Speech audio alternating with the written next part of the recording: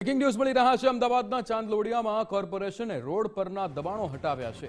ચોમાસા પહેલા તંત્ર દ્વારા દબાણ હટાવવાની કામગીરી કરવામાં આવી છે। ચાંદલોડિયામાં 12 મીટરનો રોડ ખુલ્લો કરવાની કવાયત હાથ ધરાઈ છે।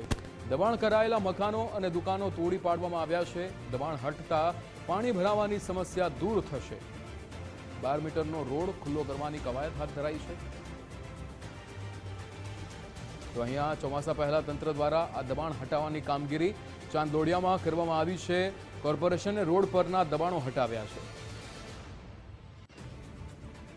અમદાવાદના વસ્ત્રાલમાં બાબા સીતારામ ચોક પાસે રોડ બેસી ગયો હતો। નવી સ્ટ્રોમ વોટર લાઇનમાં ખામીના કારણે સમસ્યા સર્જાઈ છે।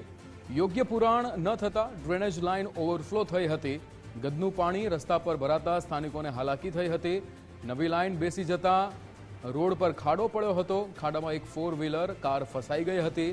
સ્થાનિકોની મદદથી વાહનને બહાર કાઢવામાં આવ્યો હતો। ત્યારે આ દ્રશ્યો એ સમયના કે જ્યારે વસ્ત્રાલમાં રોડ બેસી જવાની સમસ્યા